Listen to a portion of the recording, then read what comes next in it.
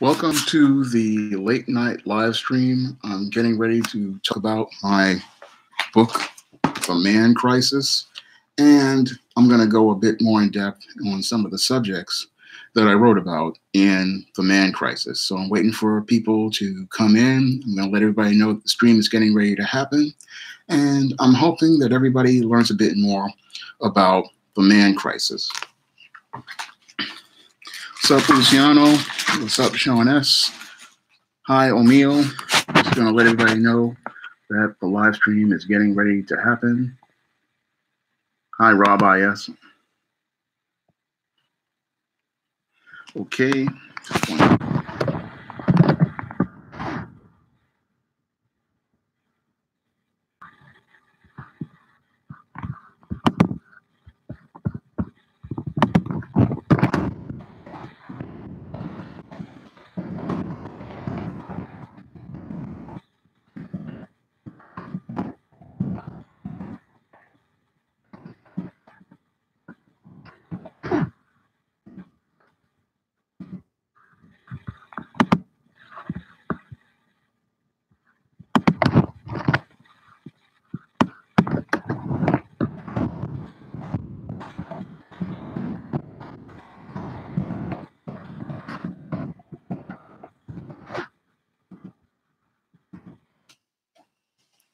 Okay. Now, this man crisis that I started to talk about, that I went in depth in my book, this was something that came out of my research on nice guys over a decade ago. Now, over a decade ago, I noticed that there was a problem with so-called nice guys. And as I read books like Dr. Robert Glover's No More Mr. Nice Guy, and I read a feminist website called Heartless Bitches International, which talked about nice guys, I started to see where a lot of the problems were with a lot of these nice guys. But as I went further and further in depth and I learned more about the nice guy paradigm and I started learning more about simps, I wanted to boil down to the foundation of what made these men dysfunctional. So as I kept digging and peeling back layers for your simps, your nice guys, and I started to learn that the foundation of all these guys and all of their behavior problems came out of the feminist movement. Now, the feminist movement, what that did, they wanted to redefine manhood and they wanted to redefine masculinity. So what they wanted to do was, as they gained power, socially engineer a different type of man, this kinder, gentler, softer male. And they hoped that this kinder, gentler, softer male that they raised would be the person who would build this so-called utopia. And this is what your feminist thought she would be able to do, because she was able to shame a lot of the men of the greatest generation and the baby boomers into conceding to give her more and more power, because she said she wanted to be equal, and she said she wanted to be able to go out here and raise a boy into manhood. That's what the feminists said back in the 60s. And sadly, over the last 50 years, because a lot of people conceded to the feminist and allowed her to change the way we raised boys into men, that is how we got a man crisis today. Because instead of boys learning manhood from men, they are learning manhood primarily from women. Thank you, Rolando G, for the donation on the super chat. I really appreciate it. But they are learning manhood from women, and boys have been learning manhood from women for over 50 years. And that's why we have a man crisis today, because most of these men just don't know how to be men, and they don't know how to navigate the world as men, because they just have not learned male life skills and male survival skills, because the root of the man crisis primarily is due to most of these feminists making everybody believe that your men and women are the same, when in actuality, men and women are completely different, and the skills that they need to survive in the world are completely different, because what will work for a woman will not work for a man. But your feminist wants to believe and wants to make us all believe that the way the world works for women will work the same way for a man. And this mistake is the thing that is causing us to have a man crisis today, because many of the boys who grew up in these single mother households, which were usually created either through out of wedlock birth or created through a divorce, they are trying to put a square peg in a round hole. And that square peg that they're trying to put in a round hole is they're trying to use female life skills and female approaches to become a man. And they're trying to navigate the world the way women would. And that's causing them to have a lot of problems, because when they try to go out here into the world and do things the way women do, they often wind up not having any success, because when it comes down to women, primarily, women get their needs met by men. So they don't have to go out here and deal with the harshness of the world. So most women, what will happen is all they have to do, if they're attractive enough, is go out here, put on the right dress, put on the right makeup, put on the right clothes, and there will be a group of men to take care of them as long as they are attractive enough, and if they go out here and give these females some sort of attention. So whenever there's women out here, they have no problem going out here and getting attention if they are attractive enough. And D. Woodward asks, how are sales of the Man Crisis since the Sandman review? Well, I've had a good surge on them. I've had several sales in Canada and several sales in Australia. And it's really growing. I got a lot of sales in America. A lot of people are picking up the Man Crisis and learning more about the Man Crisis. I got another 5-star review on the Man Crisis on Amazon as a result of Sandman's review.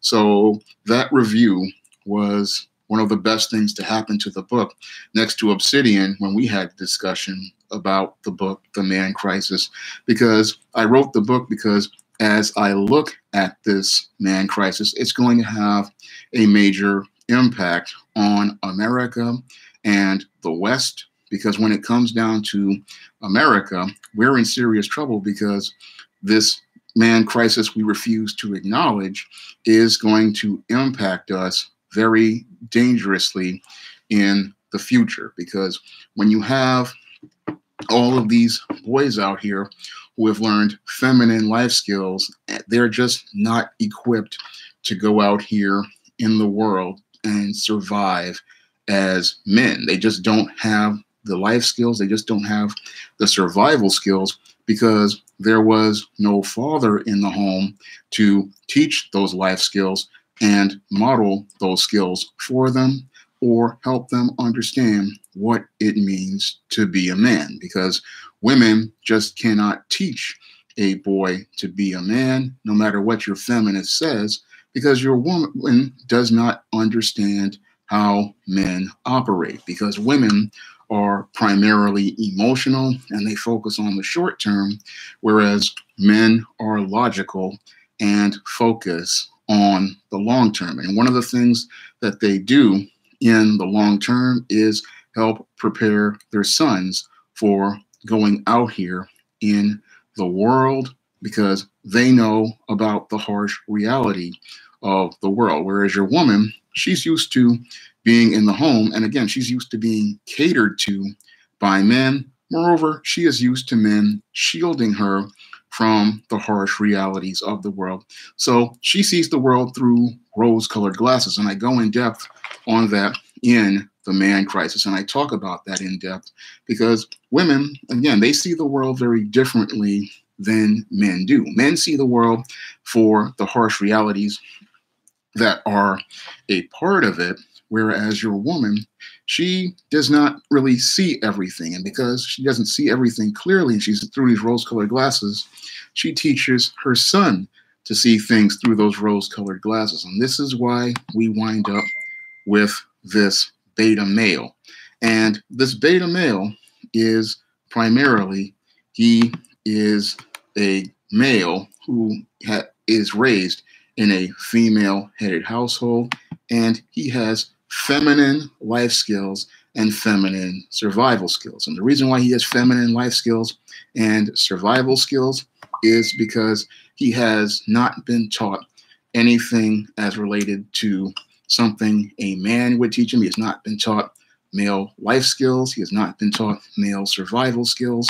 And the beta male, as part of it, has been taught how to submit to people. And that's what makes him a beta male, because a beta male, he is someone who has been taught to submit to female authority figures. And when he's been taught to submit to female authority figures, he has learned how to see himself as second best. And when you have a beta male, he just does not see himself as someone who is important. He does not see himself as someone who is valuable, and he does not see himself as having a value. So that when you have a beta male out here, he always puts himself first. He's learned that because that's part of the way he was raised. He was raised to see himself as secondary, and he was raised to see himself as someone who needs to submit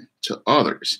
And that doesn't really help a man out here in the world, because a man has to learn how to survive. And part of the way of learning how to survive is putting yourself first. Now, some people, especially a lot of these feminist women, will try to shame you and say, oh, putting yourself first is selfish. But no, that is not selfish for a man to do, because in order for a man to take care of the needs of his family, he has to put himself first, because as the leader, he has to make sure that he is in the best condition so he can look out for the needs of others. So that means he has to take care of his health, he has to take care of his safety, and when he takes care of his needs, then he has the ability to take care of other needs. And this is what makes a man attractive to a woman. Unfortunately, your beta male doesn't understand this, and he thinks that if he puts the needs of others before himself, what's going to happen is those people are going to take care of him. And that's a covert contract he has, and it never works out, because usually he puts other people first. Those people don't see him as a man. They don't respect his authority. And what they do is they abandon that man by the wayside and look for another man to go out here and get access to resources from, because that man is following the natural order for men that God has created. Because when God created men and women, he created a natural order, and that order is God, the creator of the universe, Jesus, the Son of God, and then man, the steward over the earth, and woman, the helpmeet. So those are the natural roles of men and women under God's order. And when you have a woman out here, she's looking for men like this, who are going to be leaders, going to be authority figures, and stewards, because she's looking to be taken care of. Unfortunately, due to feminists, what has happened is we've gotten all of these beta males out here, and these beta males, again, they have female life skills, and they are looking to be cared for just like a female. So they are basically just like another woman. And the big problem with these beta males is these men they just don't know how to function in the world as a man. And Mac and D's, he asked a good question. What is my view on the male feminist? the male feminist is a very sad and pathetic individual because, again, he's nothing but another beta male. And what this beta male, the male feminist, is trying to do is he's trying to agree with the woman and come from the position of a brown noser in the hopes that that woman will see him as somebody he wants to go out here and date. But he fails all the time, primarily because when you are coming at a woman from a submissive position, you are coming from a position of weakness. And when it comes down to from a position of weakness, women do not respect men who are submitting to them. They are looking to men who are going to be leaders and authority figures, because when they see a man who's a leader and an authority figure, that's what makes them attracted to that man, because they know that man will be a man who will set a direction for their family. He will set a tone for their family, and he will take the lead in situations that need to be taken care of. So he's going to go out here and protect his family, provide for his family, and he's going to lead his family, and he's going to direct his children. And moreover, he is going to provide a model for manhood for any children that that woman has. And like his son, he's going to teach his son the male life skills so he can go out here and build himself up and start his own family. And he's going to show a model for manhood for his daughter so that she knows what to look for in a husband or looking for a possible mate in the future. So when it comes down to the man's role, it is a very important role. Unfortunately, feminists have gone out of their way to marginalize men and devalue men. And that's something that is another part of the man crisis, because your feminists, they got control over the culture. And when they got control over the culture, what they did was start creating this misandristic narrative where they've tried to find ways to go out here and demonize men. And that demonization of men, the things that they did were creating this bumbling, stumbling father, this incompetent man, or this incredibly stupid man. And if you imbibe enough of that media, what will happen is you will start believing that this is the actual model for manhood. And I grew up as a kid watching a lot of these shows where they would present these bumbling, stumbling dads, and even worse, they would present this so-called good man. And this good man would always be this soft, emasculated, agreeable male. And this soft, emasculated, agreeable male, what he does is they make it look like women are going to go to him. But if you look at many of the TV shows that they have that emasculated male, like a Roseanne with the David Healy, and shows like Seinfeld, and guys, yeah, like Full House, like Rob I.S. is talking about, most women are not attracted to those kinds of men. And the reason why, again, they're not attracted to those kinds of men is because those men are submitting to those women, and those women don't want that type of man because, again, he's submissive. He's putting himself in a secondary position, and he's not showing her that he's going to be any sort of leader. And that's the other big problem with us having this man crisis right now is, again, we don't have men who know how to, lead. So that's what's leading to us having a man crisis, because in order for a civilization or a society to work, you need men in positions. You need men in jobs. You need men in business. You need men in the community. And you need those men there because those men are the ones who are going to keep civilization functioning. Because when it comes down to the man is primarily the one who is the builder. He is the one who builds because that is part of his whole natural thing. Men are natural builders. They are natural creators. And beta males, they just do not know how to build anything. So whenever a beta male sees another man out here building, achieving, and working, what your beta male will do is, because he has female traits, he gets jealous of another man, and he goes out of his way to try to destroy another man. So that's another part of your beta male. And that's why it's hard for anybody to really come up in the world, because your beta male, like a crab in a barrel, will go out here and grab another man's leg. And that's something that they do because when it comes down to the beta male, again, he doesn't know how to compete with other men, and he's insecure about his own masculinity. So he tries to find out ways to tear down other men, and he tries to devalue the work of other men. So when it comes down to the beta male, he doesn't know how to go out here and do certain things. And the reason why he doesn't know how to do anything is primarily, again, because he has been raised by this single mother.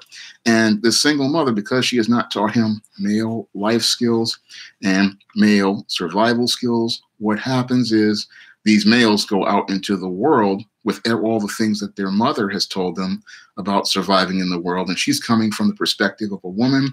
They go out into the world of men, and what happens is these men fall completely apart.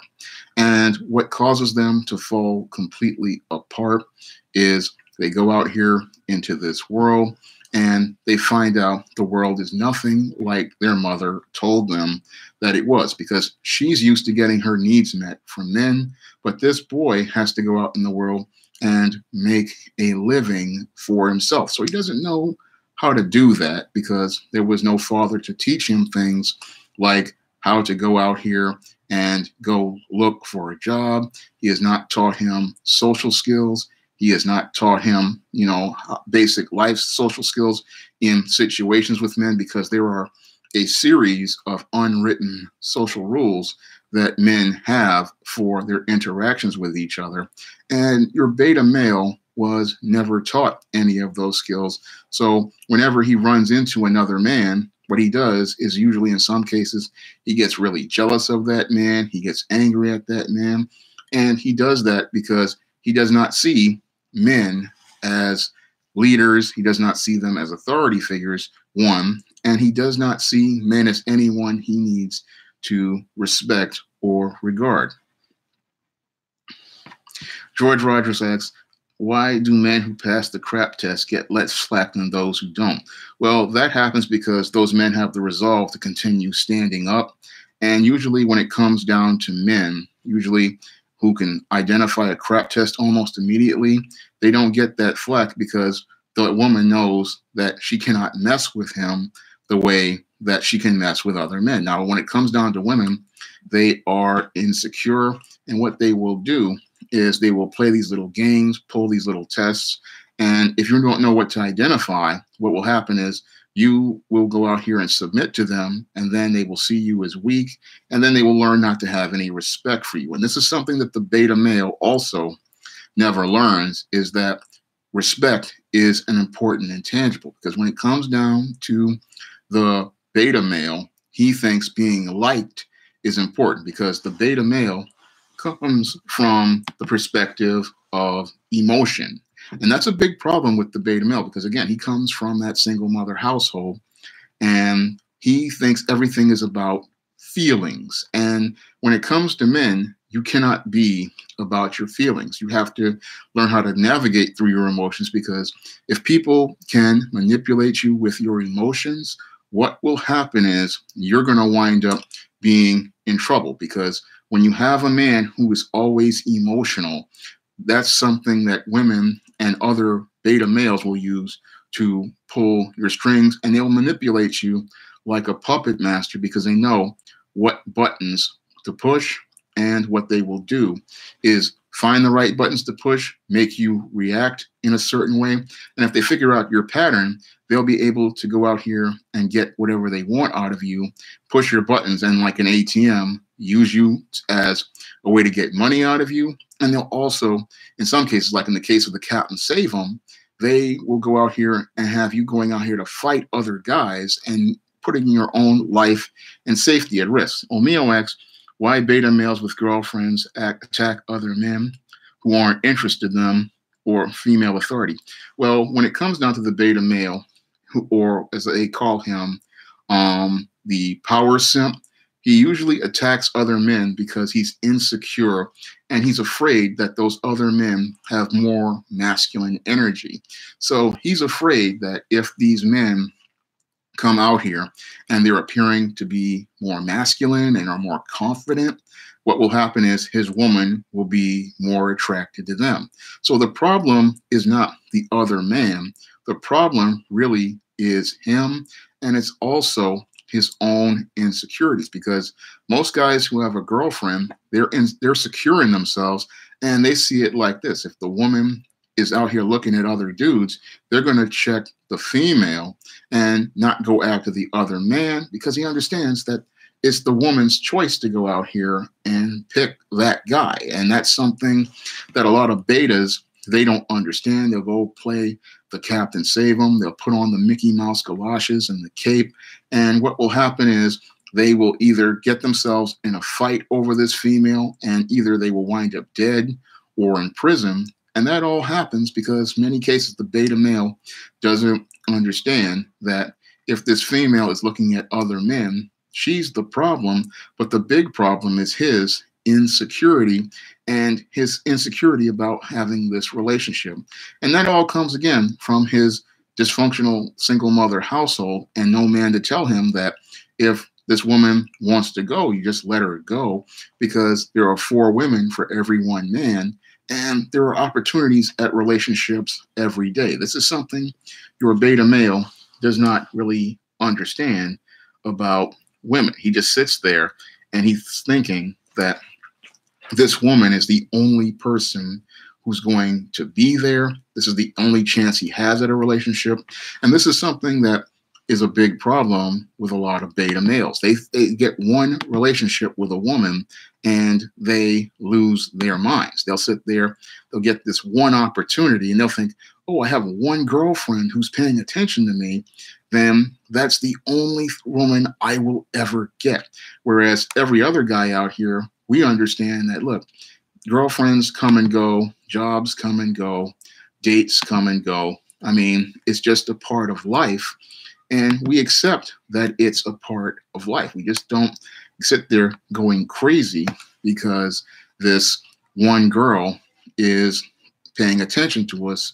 And if things aren't going to work out, we just learn how to put a period at the end of it and move on. That's what every boy eventually learns, but except for these betas who, again, they tend to put women on pedestals and worship them.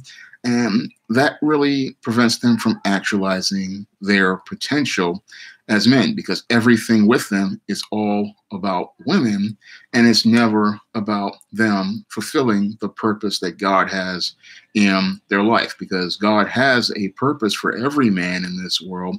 Unfortunately, when you're a beta male, all you do is limit yourself, because these beta males, what they will do is they're looking to get their emotional needs met from a woman instead of looking to actualize their potential as men. And that's another part of why we have a man crisis today.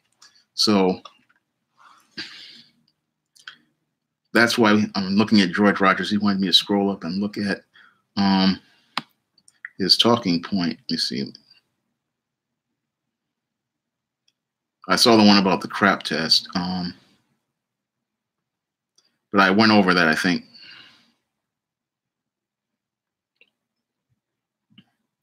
And Luciano, I did look at your book recommendation. I looked at that. Yeah.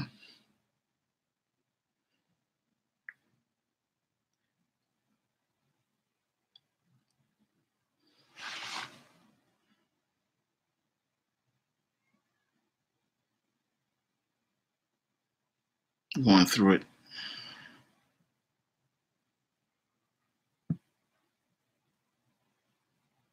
Yeah, I think I did agree with that talking point about the crap tests, but I'm going to go through some of them.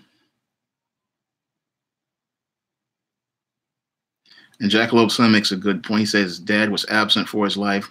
Now he wants to rub his success in his face about.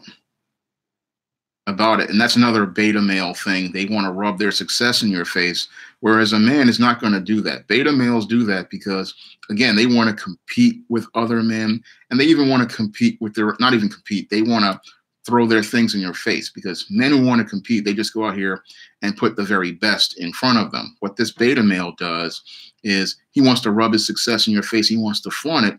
Whereas a father, a good man, is going to sit there, and instead of him rubbing his success in your face, he's going to try to help that boy get into a job, and he's going to help him try to have the same success because he wants him to build. So when it comes down to this beta male, all he's going to do is talk about his degrees and his cars and his shoes.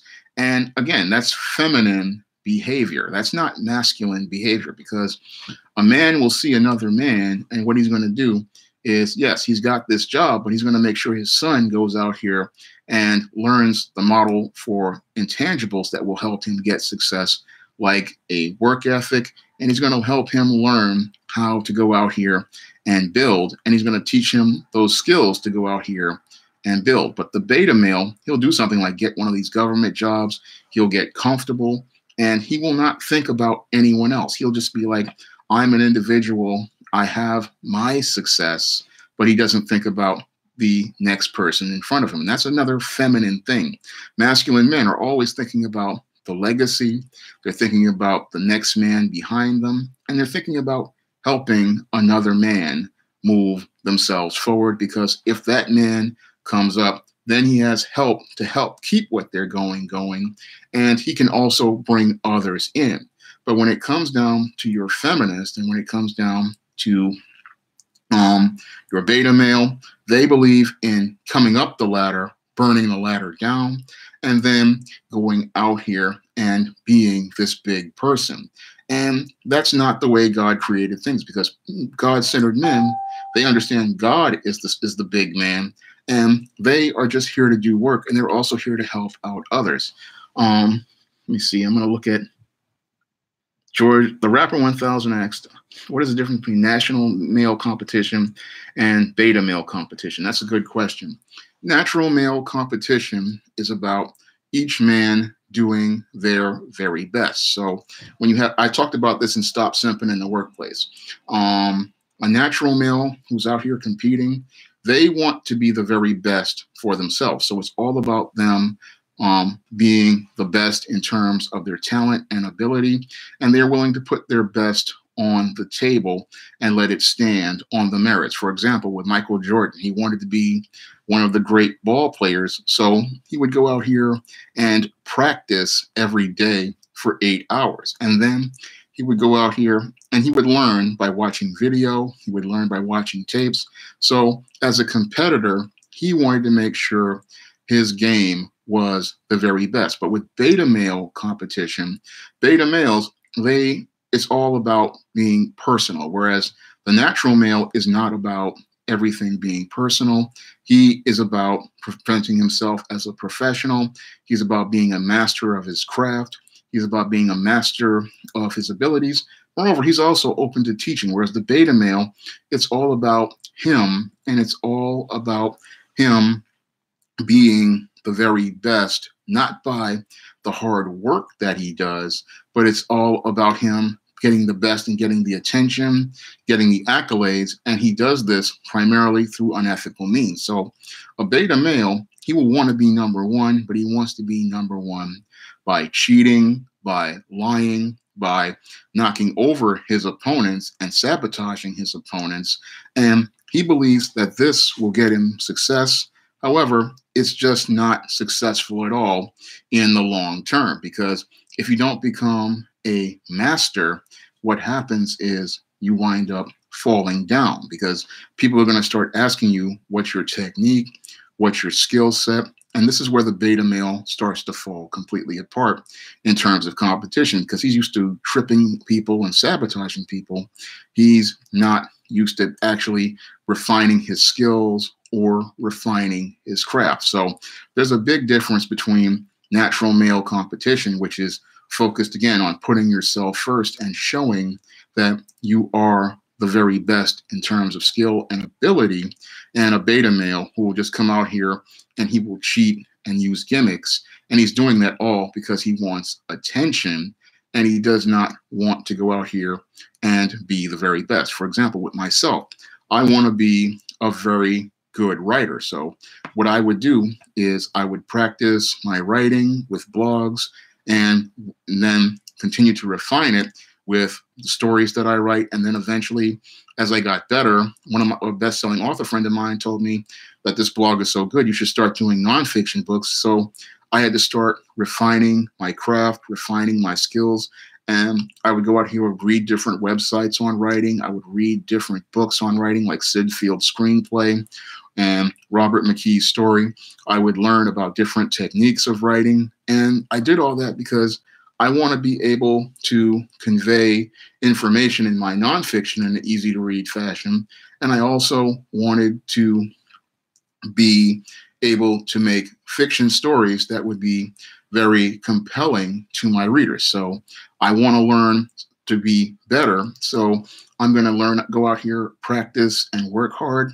And that's something that your beta male doesn't want to do.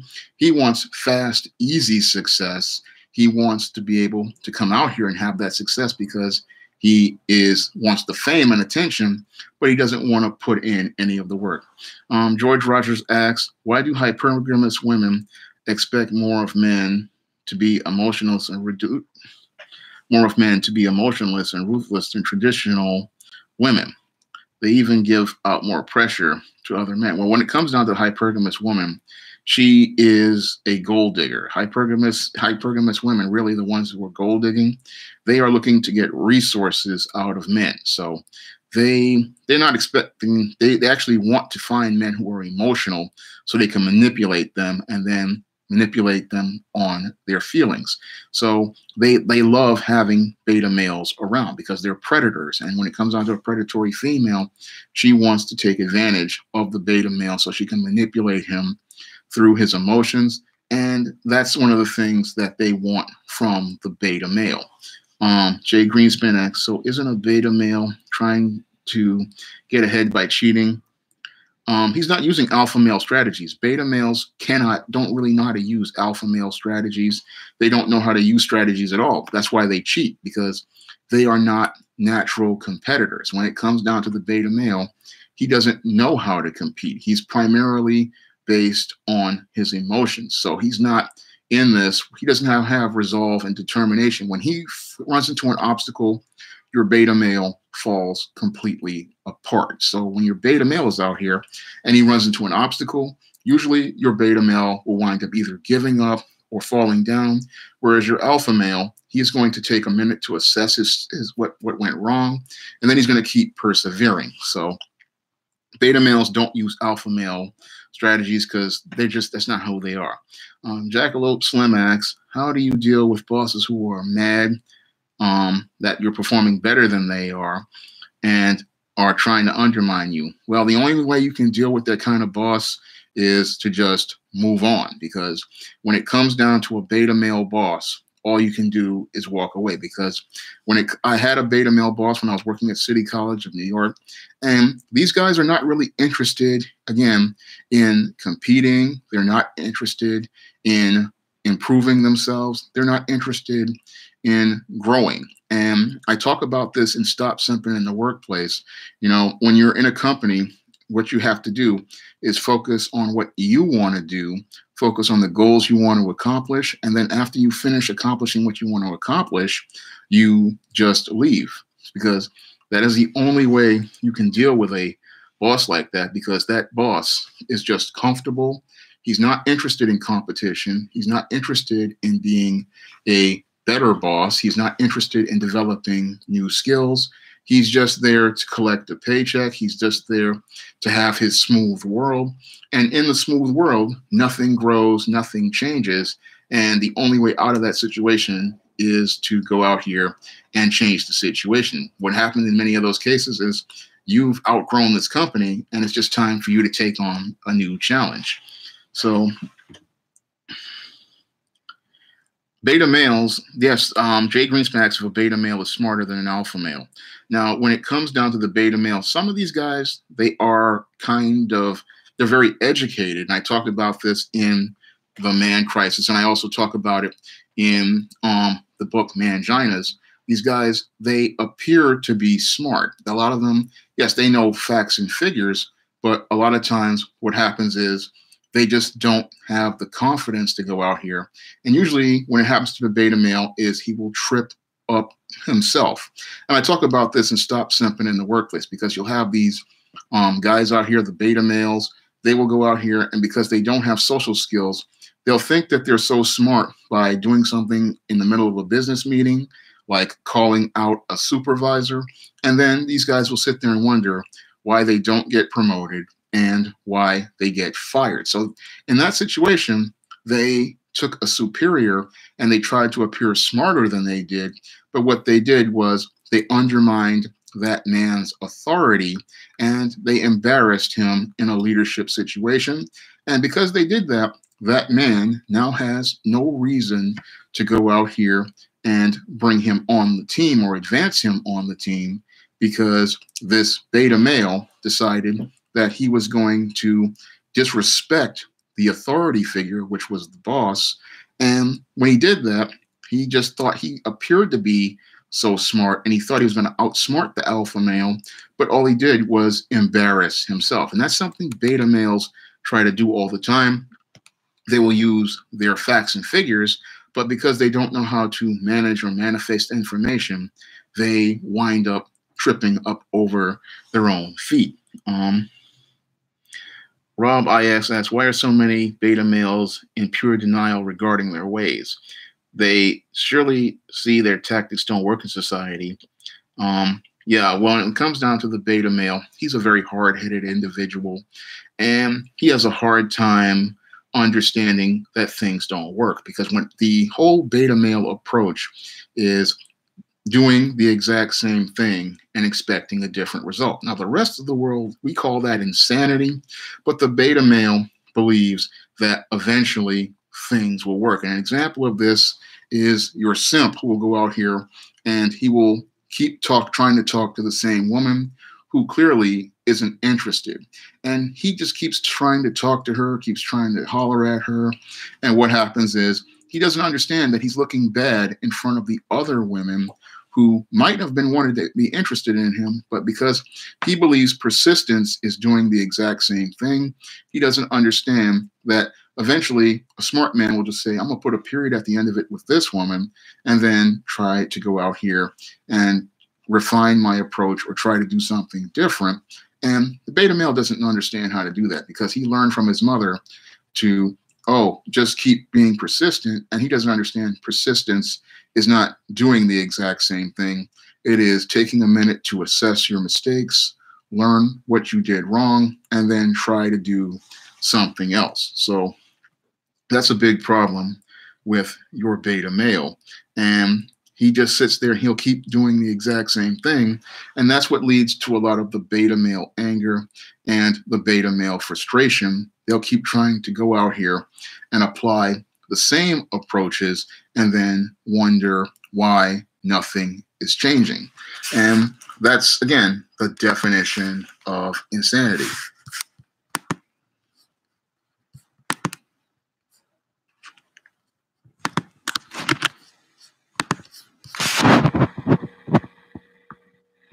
Rapper 1000 says that life is like a chess game. You have to think 5 to 8 moves ahead. Yeah, that's right. You have to think 5 to 8 moves ahead.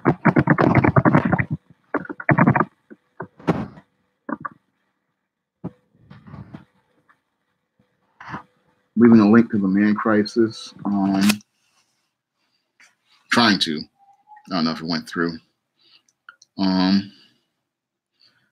Alpha males, yes, they have flaws, but the whole thing with the alpha male is that he acknowledges his flaws and he's constantly working on his flaws. That's what Jay Greenspan was asking. Alpha males, they'll sit there, and in order for them to lead, they have to acknowledge that there's a problem. And that's one of the things that makes alpha males successful, is that they will sit there and they'll admit that they have a problem. They'll own up to the problem, and then they will try to work on their own personal problems. And that's something that people do. People Your Apocalypse Queen asks, what are my flaws? I'm an introvert and I have anxiety. And one of the ways I work on that is by making these YouTube videos. And one of the ways I work on it is doing things like my appearances on Obsidian Radio and sharing my writing. So when I deal with my introversion is by going out there. And even though I am scared of being out here and I have anxiety about it, I learned how to navigate through my emotions and stifle those feelings of fear and still go out here. And that's helped me develop my self-confidence, and it's helped me improve my value as a man and see my value as a man. Rapper 1000 is right. There's always a flaw with a person in a leadership position, but they don't let it get in their way. What determines your alpha male beta status? It's not physique, it's internal things. It deals with your intangibles, and it has to do with one thing called confidence. And your beta male, he just doesn't have any confidence because he does not have positive models of manhood like a father to teach him how to develop his confidence, because women, oftentimes, they enable boys and they coddle boys and they shelter them. And instead of them learning how to build discipline and resolve, they don't learn these skills because they just lack confidence. Because whenever you go out here and accomplish something for yourself, like for me, when I first started, when I publish books like these, this helps me build my confidence as a writer, because with each book project I would work on, it would help me see that I was learning new skills. And again, that helped me build my confidence. And another thing that helped me build confidence was going out here and learning about how to make YouTube videos and doing these live streams. This also helped develop my confidence. And boys, they don't do this because whenever they fall down in a single mother household, the mother makes excuses for him, and that really winds up preventing them from going out here and building that confidence to go out on their own. Chris CX, do you think men's losing control of jobs and resources to women has contributed to the man crisis? Yes, it definitely has, because when the greatest generation made those concessions to feminists, what that did was it taught 3 generations of boys that women were the leaders. It taught them that they were the authority figures, and it taught them that women provide for men and men don't go out and provide for themselves. So they learned a completely different and dysfunctional model for manhood in those homes where they saw women as the providers. And that was reinforced by the daycare centers they went to with female authority figures. And it was reinforced in the public schools where they saw female authority figures. So they saw no men out here in any sort of leadership role, authority role, nor did they see a man modeling intangibles that boys need to learn, such as work ethic or the social skills a man needs to have. And because of that, we've got boys today who are going out here and they need their parents to go with them to a job interview. And this is what it shows, how these boys don't have any sort of male life skills. Because when you have a boy out here who just does not even know how to set up a job interview, or even know how to dress himself for a job interview, or knows how to even go out here and sell himself during a job interview, that is a textbook example of what happens when you have boys raised by women, because these are male life skills that every boy needs to know in order to survive. And we have, I say, about a generation of boys who just aren't getting those life skills. They're going out here and mom is taking them to a job interview. And that just shows how coddled these boys are. And a boy going on a job interview, that's something, again, a boy has to learn how to do for himself. Because, again, if he's a man, he has to go out here and provide. What happens when his parents pass away and he has to go out here in the world? He loses his job. There's nobody there to help him be able to do anything. So it just really messes that boy up, and it prevents him from being able to do for himself. So a lot of these women, they think that by coddling their boys, sheltering their boys, and just letting and hiding the world from the boys, that it's helping them. But what they're doing is enabling a codependent model in their minds. And then they go out into the world and expect the world to cater to them in the same way that their mothers did. And when a lot of women who date them, they see this same problem. It's like, you wanted to have a relationship with a man, and it's just like taking care of an overgrown child. And it's really frustrating for a lot of women out here who did not subscribe to feminism and do not want feminism. They want to have a relationship with a man, and this man is incapable of meeting her physical needs, and he's not capable, especially, of meeting her emotional needs. And that's very frustrating for a woman to deal with in a relationship when you are expecting this man to be a leader and an authority figure, and he's a follower. And that's a big problem with your beta male. He's looking to follow a woman, and a woman gets frustrated and overwhelmed when she's given that much power. Mothers, single mothers, and feminists, they love having that power, because in a codependent relationship, it's about one person having more power than the other, and feminists love having power over men. But your traditional woman, she's frustrated by that because she's looking for this man to take a leadership role. And George Rogers asks, is there a way for men to show their feelings in a less effeminate manner? No, working out has nothing to do with that. That has to do with the model of manhood you see. And if you see men who are out here and not seeing how they behave in situations, you will see a model for masculine behavior. And when you see masculine men, they know how to navigate through their emotions. It may appear to be stoic. It may appear to be cold and machine-like. But what that man is doing is he knows that if he acts out in front of this woman, it's going to be seen as a sign of weakness. And when a man appears to be weak, that what's going to happen is women are not going to respect him. And that's something, an intangible that men value more than anything, is the intangible of respect, because respect means that people see you as someone they regard.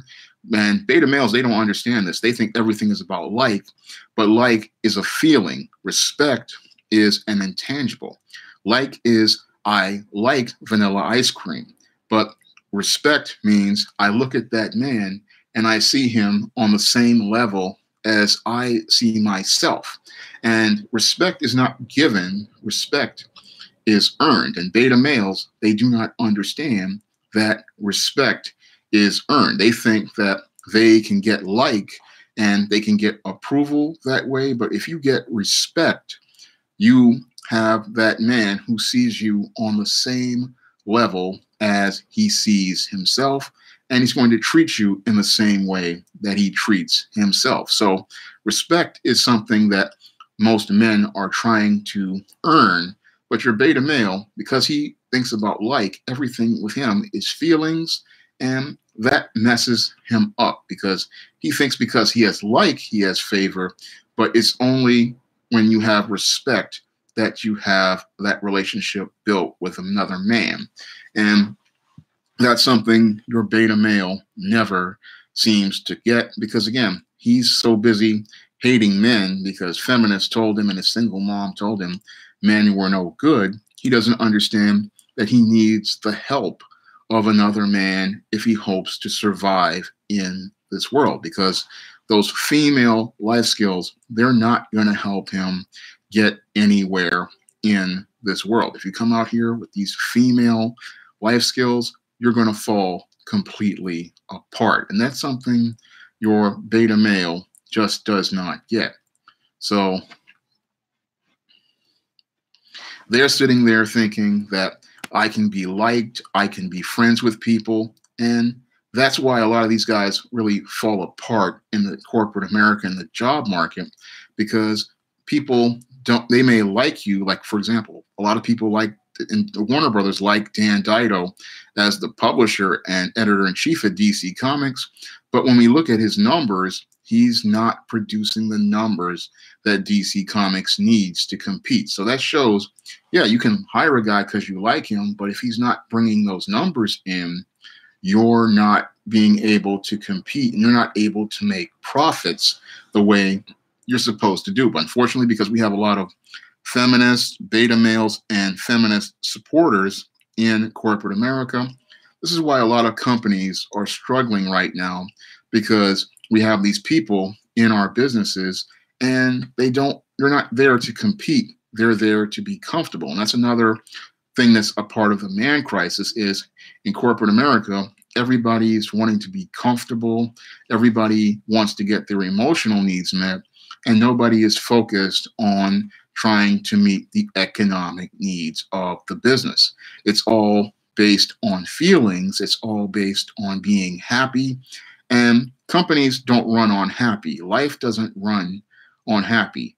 Companies run on profits, and they need to make profits in order to stay in business. And this is something your beta male doesn't understand, because if it's not making him happy, then he doesn't want to do it. But in the business world, there's a lot of things that don't make us happy. There's a lot of things that frustrate us. There's a lot of things that make us angry. And I myself have had to deal with that even when I was writing The Man Crisis. As I was writing this book, I got a lot of frustration because I wanted to organize my thoughts in a cohesive manner. I wanted to make sure that I said things in the right way to the reader. And as I was trying to do that, it got frustrating for me in certain periods, but I had to navigate through my frustration and persevere. And I had to do that within 90 days, I managed to finish writing the first draft of The Man Crisis.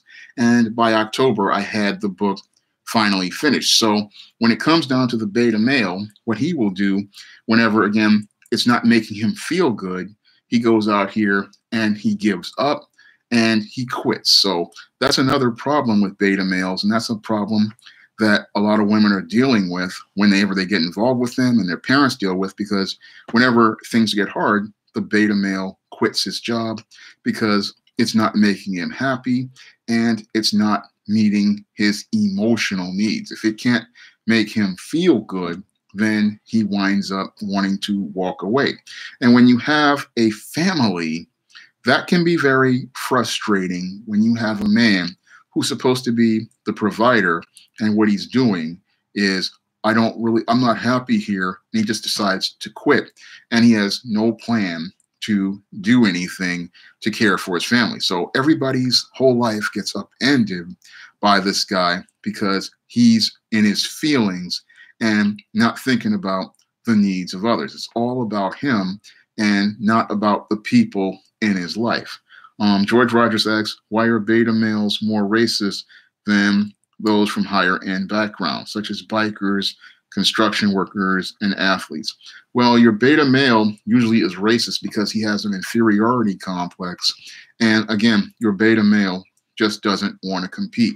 So what he does is he tries to blame others for his own feelings of inadequacy and his own unwillingness to go out here and make efforts to improve himself. So when you have a beta male, what he does, especially a lot of these white racists, they want to blame a black man for their station in life, but these men don't want to ever make any sort of effort to improve themselves, and they don't want to make an effort to step up. So it's easier for them to project their anger and blame it on somebody else than take responsibility for their own state of life and their own condition.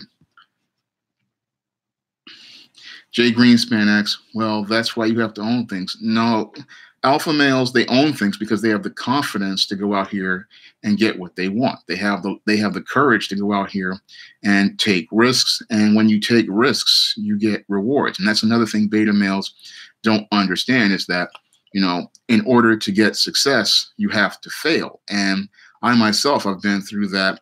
When I started SJS Direct Imprint back in 2009, the first book I did, all about Maryland, it didn't do well, but I continued to persevere in spite of the failure of All About Marilyn to really get an audience, because the book only sold 7 copies. And even when I had did book fairs, and I didn't sell but 1 book at 2 book fairs at the Harlem Book Fair, I still, went out here and still persevered. And that's how you get success. You take risks, and even if you fail, you still go out here, and people will eventually start to see you continuing to to go out here and persevere. And that's how you earn respect, because people see you continuing to go out here in spite of failures and still learning from your mistakes, still trying. Because after the Harlem Book Fair, where I only sold 1 book, I decided this wasn't working, and I decided to adapt. And what I did in 2011 was I started focusing on ebooks. And as I focused on ebooks, I started at the beginning giving out books for free, and that helped me start to build a new platform online. And from there, I just kept building and building. And eventually, again, I'm still building momentum. But again, you learn from your mistakes. And again, your beta male, he doesn't want to take risks. He just wants everything to be safe. But that's not how the world works. Beta males, they just want everything to be safe and smooth, but the real world doesn't work that way. In the real world, people wind up failing, they wind up losing, but then they understand, hey, what have I got to lose? And that's something that I began to understand, because I understood that if I go out here, I have nothing to lose, because God has me, and he would want me to go out here and take a risk, because again, what have I got to lose? And this is the way beta male doesn't think. The beta male, he's always trying to hold on to what he has instead of letting things go. And in order to get anywhere, you have to let something go. I remember reading Dr. Robert Glover's No More Mr. Nice Guy, and that was a major thing that made me think about that, because I remember I had a Kickstarter that failed when I was trying to raise funds for the ISIS Wrath of the Cyber Goddess cover. And the Kickstarter failed. And then I read the book again for the 3rd or 4th time. And Dr. Glover said, you have to sacrifice something if you hope to get ahead. So I went to eBay and I started getting rid of parts of my toy collection. I had all these toy catalogs, and I had a lot of stuff that was mint on card. And I sold that stuff in order to get the ISIS Wrath of the Cyber Goddess cover, the money for it. And then things started, even though a lot of people gave me negative attacks on it, they were talking about light skin and skin tone and all this foolishness, I still persevered.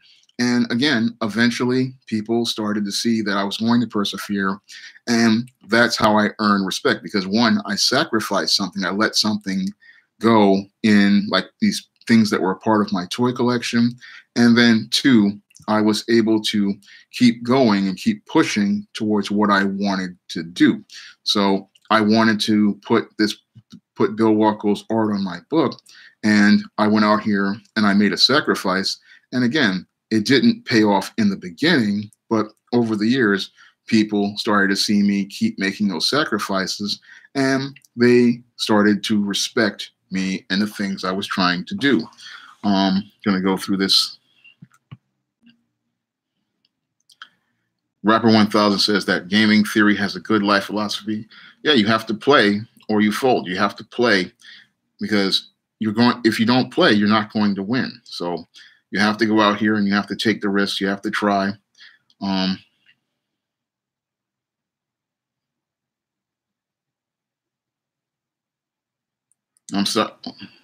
sorry about that, Jackalope Slim. Sorry that you lost a really good job. I've been there myself. When I was at City College, I had a really good job, civil service, and I lost it because a manager was just in his feelings and did not know how to problem solve. And that sadly is what happens with these beta male bosses.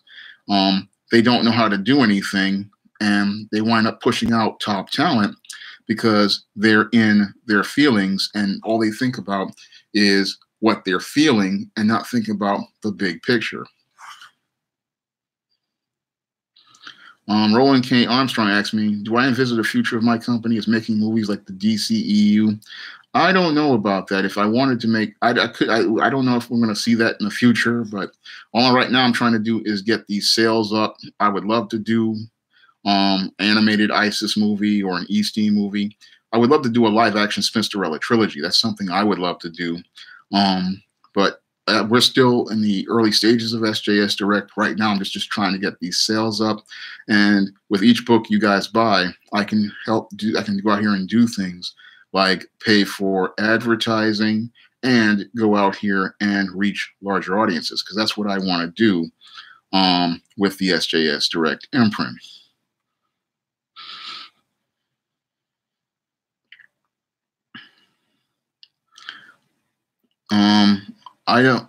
I don't know what the best chapter in the Man Crisis is.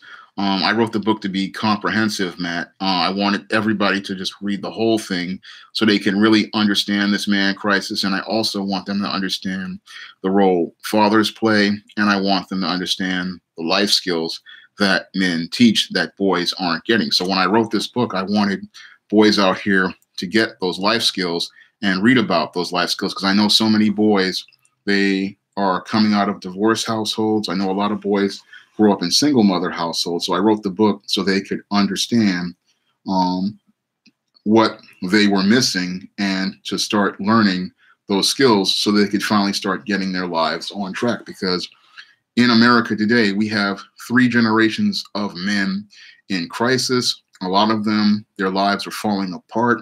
And as their lives fall apart, they're becoming more and more frustrated and angry. And because they don't know how to make things work, this is why we've seen this increase in things like mass shootings, because these men, they just don't know how to deal with things like rejection. They don't know how to deal with failure, and they don't know how to deal with loss. And some of these guys, they participate in the spectrum of violent behaviors.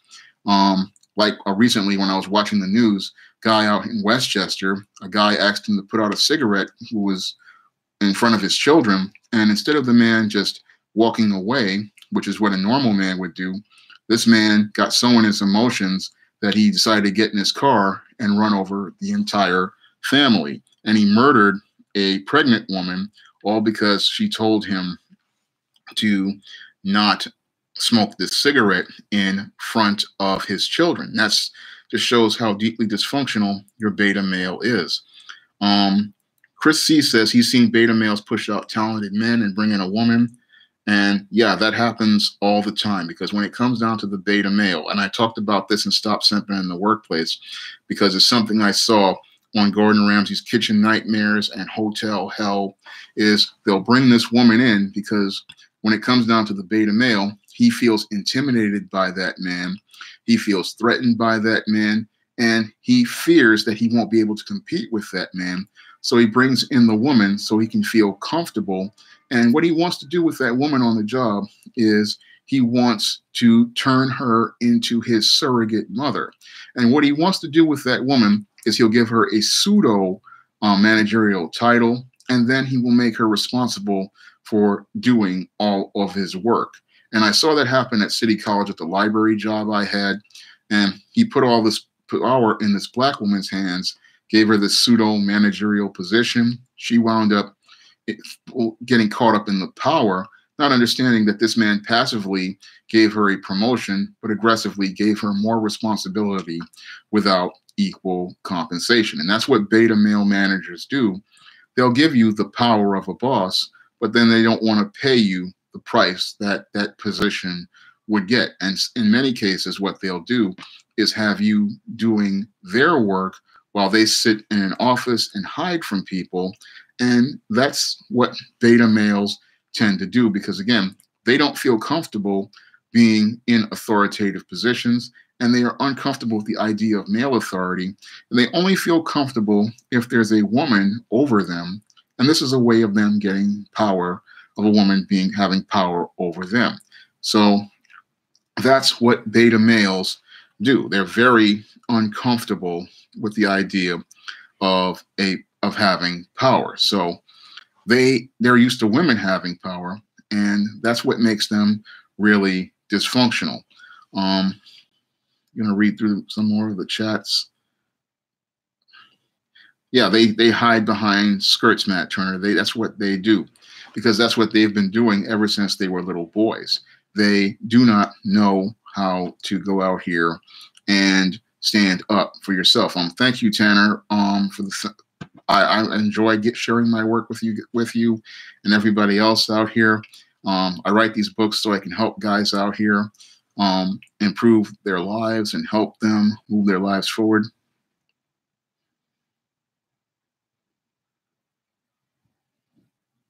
Luciano Casanova asks, feminists want to emasculate men, but at the same time, men are more aggressive than ever.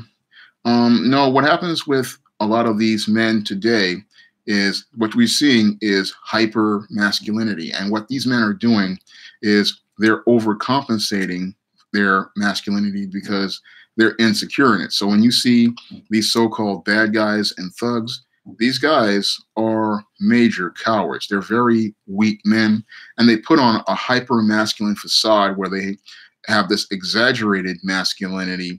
But in most cases, if you push these guys the wrong way, they start to show how much of a coward they are.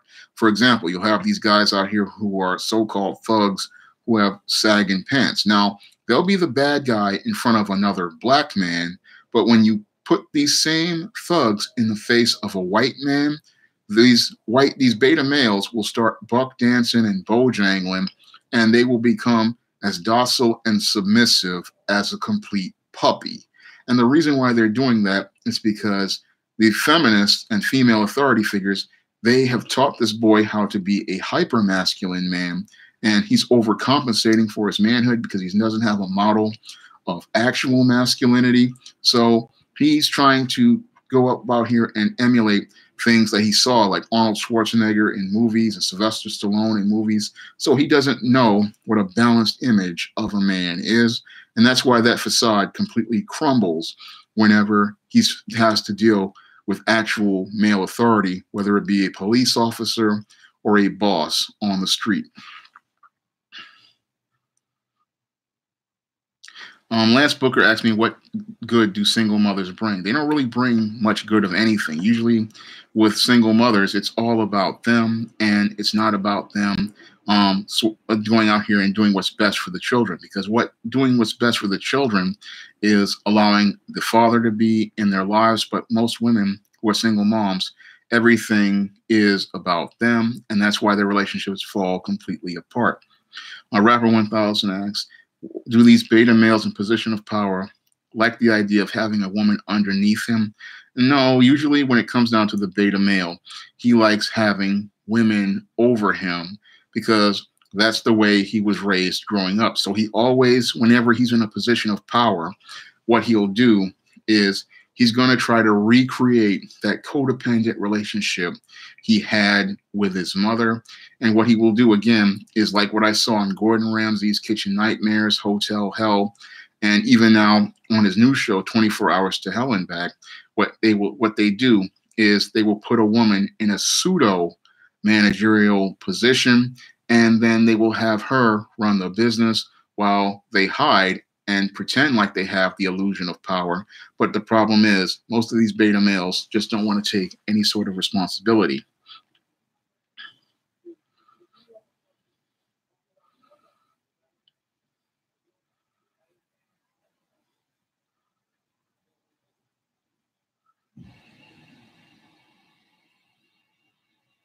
And Jackalope Slim asks, how do you control anger when faced with these injustices and undermining? Well, in order to control your anger, you have to think about the big picture. And instead of you acting on your feelings, you have to think about what you could possibly lose if you're going to act on your feelings. I remember when I was terminated from City College and they had these security guards outside looking for trouble. I understood that if I get into it with these people, I'm going to wind up getting locked up. And if I get a record, then I won't be able to get any other full-time employment, and I won't be able to go out here and do the things that God wanted me to do, because God had told me on the Sunday before to keep going, and I didn't know what he meant, but I understood that I had to control my feelings because the most important intangible a man can have is his freedom. So even though people are doing wrong, you have to think about the big picture, and you have to think about doing the right thing as that big picture is going on, because in order for you to gain, you have to look out for your future. And the whole thing is, this stuff may be going on, it may be wrong, but you have to do what is right. And the right thing for you might be losing a job or losing a relationship. But at the end of the day, as long as you have your freedom, you can go off and do something else. Rob IS asks, are single mothers ever looking for alphas, or do they perfectly seek out betas because they know betas are likely? Single mothers don't want alpha males, because alpha males are all about leadership, they're all about authority, and most importantly, they're all about imposing standards. And a single mother does not want standards, because when an alpha male comes in, when he establishes standards, he's going to establish boundaries on their relationship, and he's going to establish boundaries on their behavior. Now, when it comes down to the single mother, she wants power, and she knows that because the beta male does not understand boundary, he does not understand his role as a man, they want the beta male because he is easy to manipulate, easy to control, and most importantly, he is looking for a female authority figure to have a codependent relationship with. And in that codependent relationship, they can have control over that beta male. So they're usually looking for the beta male because it's a more beneficial relationship to them. Whereas with an alpha male, he is going to establish his leadership role from day one, and he's going to establish standards, and women don't want a man who is going to put standards on them, especially single moms, because they want to have that freedom to monkey branch and manipulate men who they are having relationships with.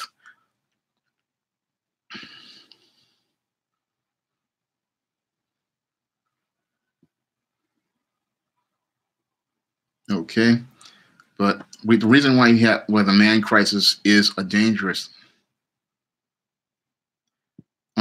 Frank asks, what makes a man? Logic and critical thinking? No, what makes a man is the fact that God created him and made him male. And that's what it makes the complete definition of a man, is the fact that God created him and made him male. But what helps him become a man who can function is having a healthy relationship in a two-parent household that God established as part of his order, because in that home, a boy is going to learn, one, those male life skills, and then two, he is going to get masculine and feminine energy. So you need that balance of masculine and feminine energy in order to become a balanced man. And what makes a healthy man is that balance of masculine and feminine energy, whereas a beta male, he only gets feminine energy. Like, for example, I was watching an Elliot Rodger video, and he does not have any masculine energy. Now, what helps a man also learn how to become a man is seeing that model for manhood, and that helps him develop his logic and critical thinking skills. So a man helps teach that boy as well, and that helps him become a stronger male and one who knows how to survive in the world.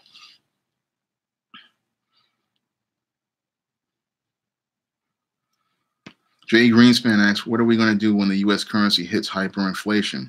Well, there's not much anybody can do, because when you have hyperinflation, that comes from people not understanding how economics work. And again, beta males and females don't understand how economies work. People like your Alexandria Ocasio-Cortez and many of the people on the left, they think that by raising wages to $15 an hour, that it's going to create a living wage, when, again, when you have males who don't have survival skills, it doesn't matter if you raise the wage to $100. The problem is these men are not developed to compete. They don't have male life skills, and they don't know how to go out here and create new businesses, create new marketplaces, create new innovations.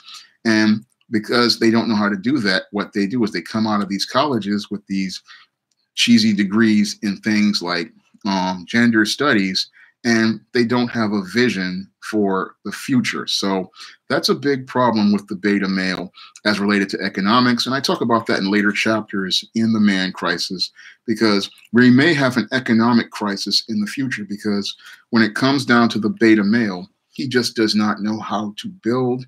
He does not know how to create. He does not know how to innovate. And because he wants a smooth world, he does not want to let any brand new ideas come to the marketplace, because he wants to be comfortable. So we could have an economic crisis in the future, because again, these beta males, they are not creative, they are not business people, and they just do not understand how economics work. They don't understand how business works. They just don't understand that things have to evolve, things have to change. And what they do is go out here and they're looking to be comfortable. But men understand the world isn't about comfort. The world is about survival. And those who want to survive, they have to learn how to adapt if they hope to survive. Edek asked me, what is your thought on gang members who go on killing sprees?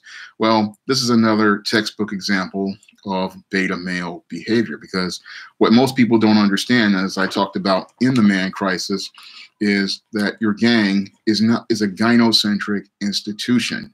And as a gynocentric institution, it's one that is based primarily on this group of males who have no guidance, no leadership, and they're forming together as this gang, and they look to terrorize their community. Now, some of these guys will talk about how it's their turf, but these guys, they don't understand that only people that you're killing are members of your own community. They're sitting there talking about they're protecting their turf, when in actual reality, all they're doing is protecting the gynocracy and the welfare state. Thank you, Vegito Black, for the donation of $20. I really appreciate it. What they're doing is they are going out here and doing the bidding of the leadership in the gynocentric state. So when you have a gang out here, these are men, again, who do not understand manhood, because men who understand manhood understand they protect their community by controlling the economics and the politics in the community. And your beta males, yes, they run the turf. They are on the block, standing around on the block, but they don't own any of the land of that lot, of property, because a lot of them live in government housing and government-run neighborhoods. And many of the businesses in those communities are run by Arabs, they're run by Indians, they're run by Koreans, they're run by Dominicans. So they do not own any of the property. And that shows how powerless the gang is, because if you had economic power, you would have political power, and you would have complete control over the resources in your community, because the Italians have complete control over their little Italy. The Chinese have control over their Chinatown. But many of these communities run by beta males, such as the areas that are filled with poor whites and some of the ghettos and some of the Hispanic areas, they don't have any control over the economy in that community. And that's why those communities wind up staying perpetually poor, because the gynocentric welfare state gets most of its resources from the government. And that's why they wind up continuing to be poor, because the women control the lease, the women control the housing, the women control all of the basic needs, but the men, they don't control anything. Edek asked me, are there any presidents in the past I would consider a beta male? I would consider Barack Obama to be a beta male, and I would consider Bill Clinton to be a beta male. And the reason why I consider both of them to be beta males is because both of them came from single mother households, and we could see that in the way they governed the country. Your Bill Clinton was primarily controlled by his penis, and that's why he got caught up with Monica Lewinsky. And your Barack Obama, he was just a submissive male who had no real leadership ability. Yes, he was a good talker, but he could not bring people together. And one of the reasons why America's in trouble right now is because he divided the populace and he did not have the courage to actually stand for anything. So all these people are fragmented because they didn't see a leader who could bring them together. Now, Emil asked me, how does a man create new innovations? Well, it's just like what I see on Shark Tank. What happens is people, they see products out here and they come up with a different product to serve a need that they think people have. Or they go outside and they see something, marketplace that is not being served, and they try to find a way to serve it. For example, when I saw, when I was going out here and doing my books, the Spinsterella trilogy, I said that I saw all these goth videos and goth books out here, but I didn't see any Black people being represented in Gothic literature or the goth subculture as related to literature. So that's one of the reasons why I wrote Spinsterella in 2015, because I said you have all these goth icons like Lydia Dietz, like Elvira, like the girl from The Craft, many of these others, but you don't ever see any sort of Black girl out there being an icon. And that's why I created Matilda Crowley, so that Black girls could have a goth icon of their own and have somebody to say that this is a character that represents the subculture and it has a Black image that looks like many of the sisters out here on the scene. So you have to be able to see a marketplace and go out here and try to reach it. Now, also, that was another reason why I wrote books like The Temptation of John Haynes. Now, Temptation of John Haynes was another book I wrote because I wanted to create a new book to reach a new marketplace, because I said to myself, I wanted to do comic books for many years and I couldn't draw, so I started writing fantasy. And I said, there's got to be a market for African-American fantasy. So you can go to a marketplace and see products out there. And if you don't see a certain product there, that's how you create an innovation. And that's how you reach other customers, because people are looking for different products out there. So there's always a new product out here for customers, and you have to just go out here and take the risk out here and do it. And that's what people do. I mean, remember, there was no rap music back in the 80s, but people saw this as a creative form, so they created a marketplace for it. And that's what men do. Men will go out here and they'll look at the marketplace and say, hey, there's a product out here. Yeah, that's really nice, but there's a segment of customers that just aren't being met and their needs aren't being met. So they will go out here and try to reach them. Like right now, one of the reasons why I do a lot of men's issues books and men's issues blogs is because I know there's a big marketplace for men. I know there's a lot of men out here who don't have fathers. I know that there are a lot of men out here who aren't getting the life skills and survival skills that they need to go out in the world. And that's one of the reasons why I write books like The Man Crisis. And that's why I write books like Stop Simping, Why Men Don't Need Finance to Get Romance, Manginas, They Look Like Men, But They Act Like Ladies, The Misadventures of Captain Save-A-Ho, and Why 70% of Black Women Are Single, is because I want those men to have that information that they couldn't get from their fathers, so that they could have that knowledge that will help them go out here in the world and be able to survive. So that's me in creating a new product for a new marketplace, because when it comes down to mainstream publishers are primarily controlled by feminists, and they don't want books like The Man Crisis out here. What they want to do is find some way to avoid giving women accountability for their part in this man crisis. And they refuse to even acknowledge that there's a man crisis, because it's going to point a finger at them, and it's going to point a finger at the way we are raising boys. So that's something they don't want to talk about, but it's something I know we need to talk about, because we need to talk about this man crisis. Thank you, Massive Panda, for the donation. Again, I really appreciate it. But what happens is, Luciano asks, is most accessible technology killing the need for raw masculinity? No, we need masculinity. If anything, technology is not killing the need. It's showing us that we desperately need manhood in society. Because I look at these boys out here, and these excessive gynocentric environments are the reason why we are having so many frustrated, malfunctioning males. And people think technology makes things faster, but nothing can replace a father in a home. Sup, Massive Panda, and I thank you for the donation again. I'm glad you're enjoying my work, and I'm going to keep putting content out here for guys out here. Thank you, Rob IS. I do this to help guys out here.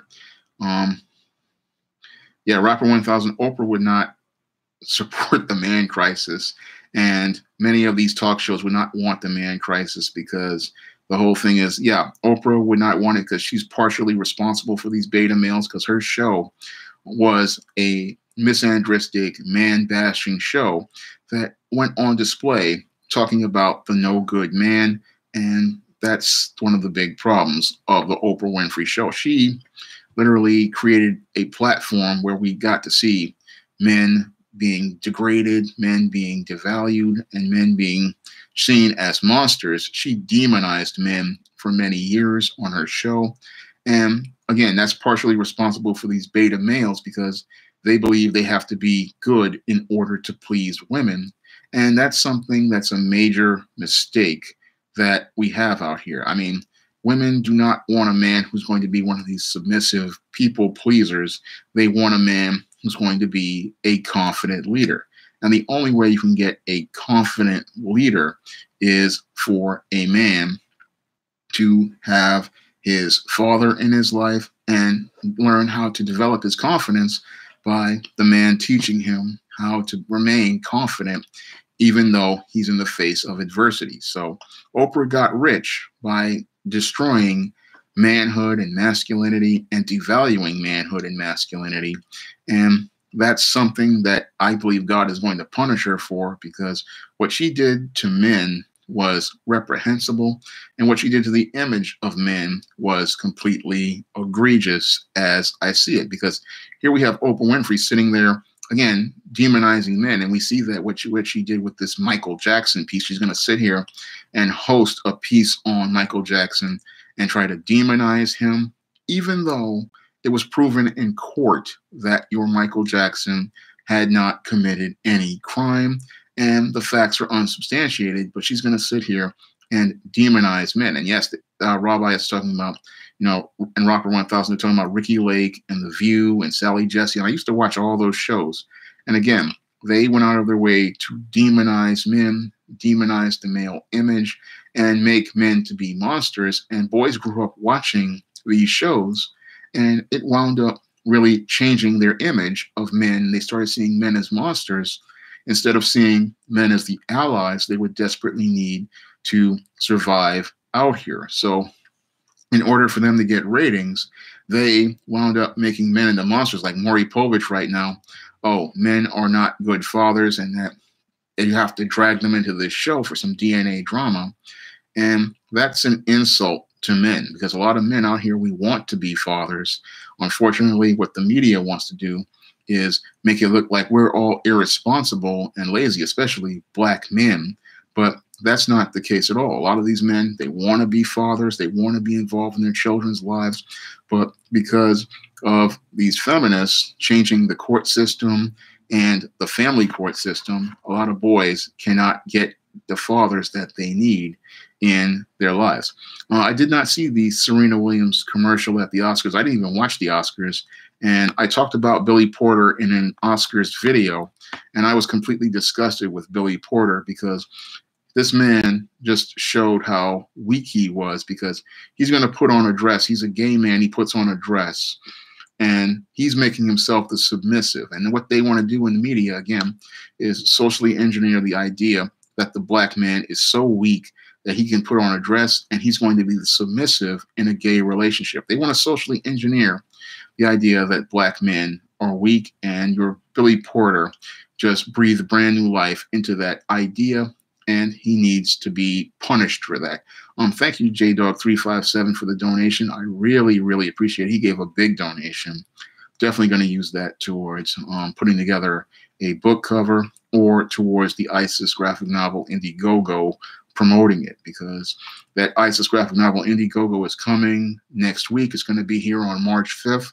And if you guys are thinking about going to see Captain Marvel, instead, I'm urging you to please donate to the ISIS graphic novel Indiegogo so we can send a powerful statement to the world about heroines and the model for heroines and storylines featuring heroines that everybody wants to see. Because a lot of comic fans out there, they oftentimes complain about books like Captain Marvel, and I'm offering you an alternative to a book like a Captain Marvel, where there's no feminism, there's no identity politics, and there's just a straight action-packed story which features a lot of action, adventure, and humor, and features two beautiful Black women taking on this golden shine in a great story. So that's one that's coming next week, and I'm hoping you're there to support it.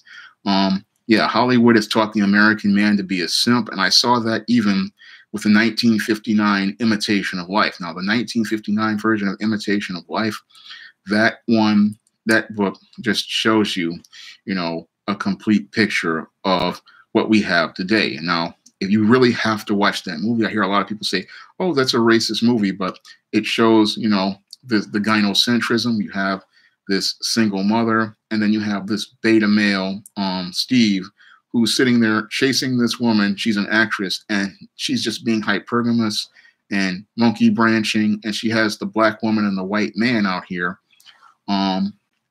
going out here doing her work. She has this guy, Steve, waiting for her in the wings as she's monkey branching from man to man. And the whole movie just shows us the dysfunction of both the white woman and the Black woman. So I urge you to really watch Imitation of Life from 1959. It's a film that you're going to learn a lot from. Kenneth Gibson, thank you for the donation. I really appreciate it. And I'm talking about the man crisis.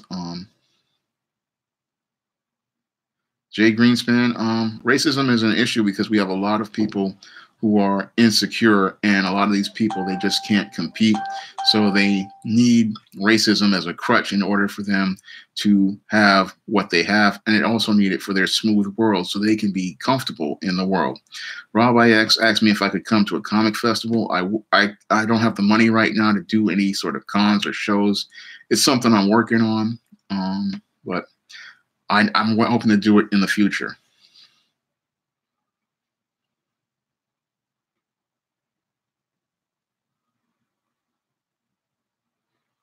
Yeah, there was a lot of simps in Psycho. I mean, I say Norman Bates was also a simp.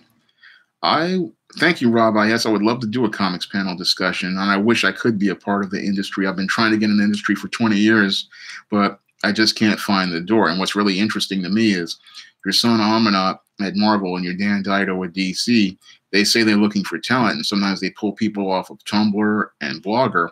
And I've been on those platforms for over a decade, yet I have never heard any of these people come to make me an offer.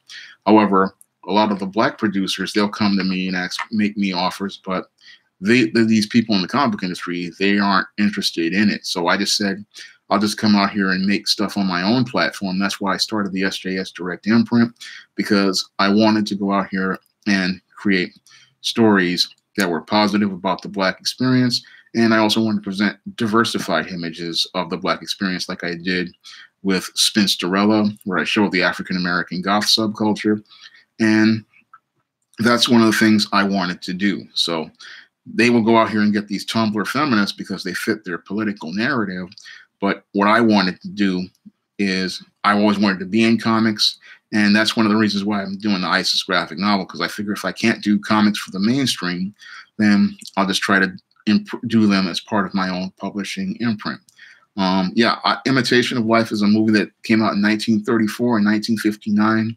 And it was one of those things that inspired me to do the ISIS series book, ISIS Imitation of Life. And I watched the movie so I could get some background of the story for the story I was doing, where we were going to go back into ISIS's past And in that past, we were going to see how Isis helped out as a hero in what they call the golden age of comics, the late 1930s, 1940s.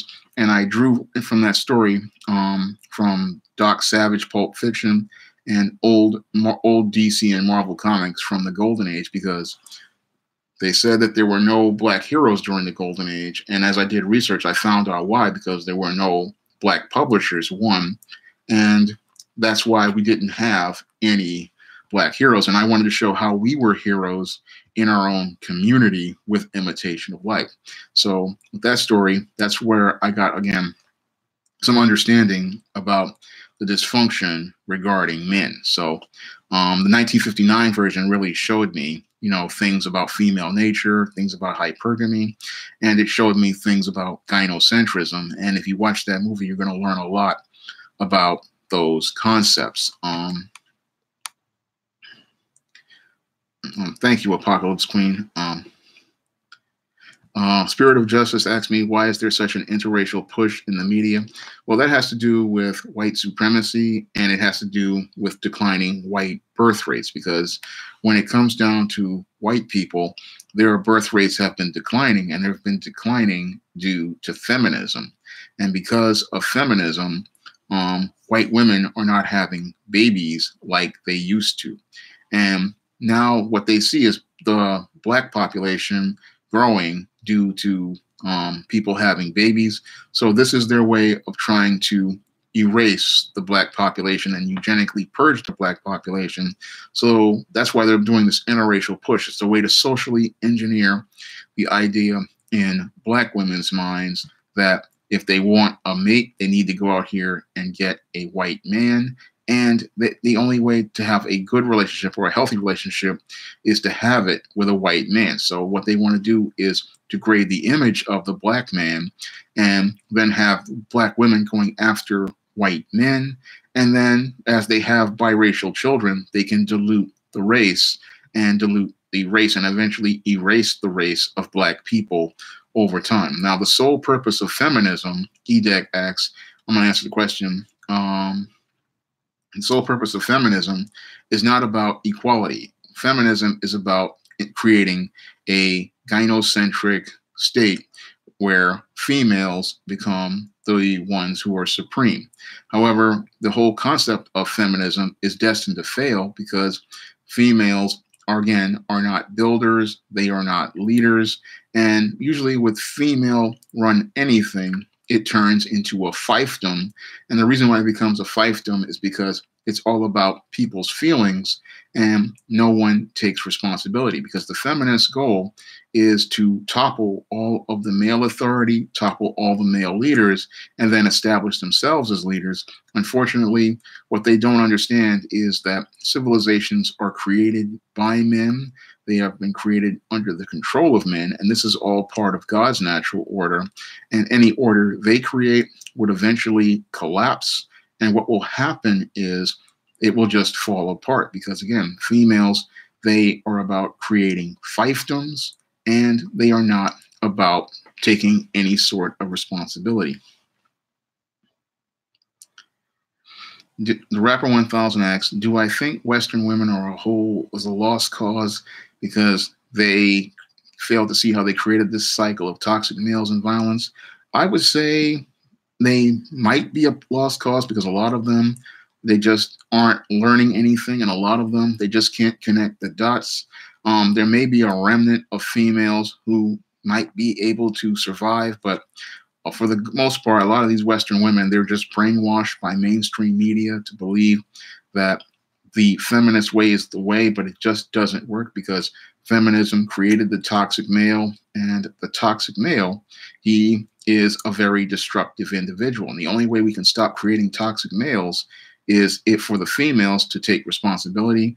But I think there might be a remnant of women who don't buy into feminism. So I'm not going to write all women off as a lost cause, but the ones who buy into feminism, they are gone, especially the third wave ones. South Paul 2K1, yeah, I have seen Last American Virgin. I saw it when I was 15 years old back in '89, and that was the film that really taught me about the dysfunction of nice guys. I highly recommend everybody go out here and watch Last American Virgin, because yes, he was the king of the simps, and that movie was a textbook movie, and it was also part of my research for the man crisis, because Gary, the way he acts, he's a textbook beta male. And in the movie, they have David to contrast him. Now, David is a fat guy, and by the end of the movie, David is growing as a man, and he takes these lumps. He's slapped, he's rejected, he's mocked, but at the end of the movie, he grows as a man, whereas Gary, who is supposed to be more handsome and more thinner than David, what happens to him is he falls and becomes a complete beta, because he gets caught up in Rick and Karen's relationship. He plays the white knight, and then he tries to put the cape on and tries to save Karen from something that happens as related to his relationship with Rick. And he just is he's a complete loser. At the end of the movie, he just falls completely apart, whereas fat, obese David, even though he bumbles and stumbles, eventually starts learning how to stand up like a man.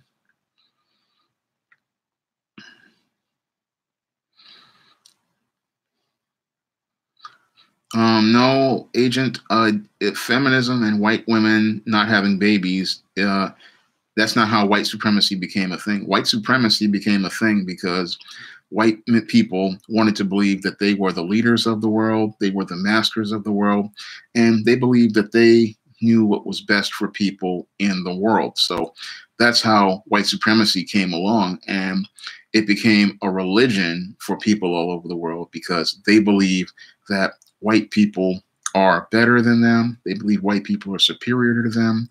And they believe that if a white person is doing something, then it's a good thing.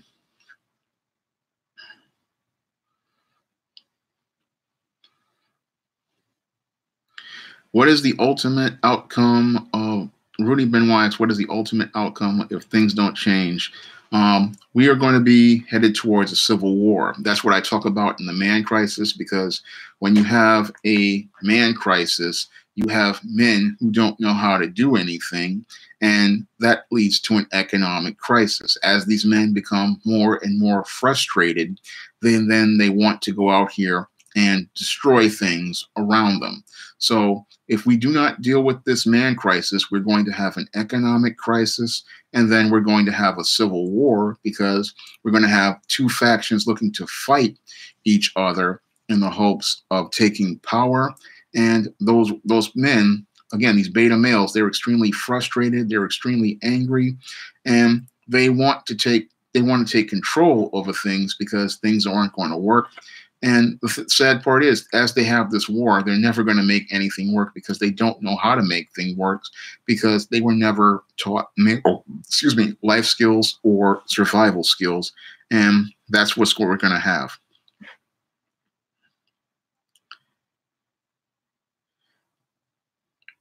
EDEC asks, does a show like The View and The Talk promote feminism? Yes, both of those shows promote and talk feminism. Anything on mainstream media primarily talks feminism, and it's in every show that we watch. Even shows like 2.5 Men, Family Guy, they all have gynocentric and feminist platforms. So no media that you see in the mainstream, they're all feminist and gynocentric. So if you want media that's non-feminist and gynocentric, there are rare exceptions, like Netflix's Luke Cage, that was non-gynocentric. Punisher season 1 was non-gynocentric, and if you really want to see really non-gynocentric media, you have to go all the way back to the days before feminism. So yeah, Southpaw said that the film Last American Virgin should be shown in health classes. I have to agree with that, because I have that movie on DVD, and yeah, you have to see that, because you're going to learn a lot about the simp paradigm, and you're going to learn why the simp paradigm doesn't work. Because for Gary, he had opportunities with numerous women if he wanted to have a sexual relationship, but because he built a world around Karen, he wound up losing everything, and he wound up sacrificing everything, and it fell apart.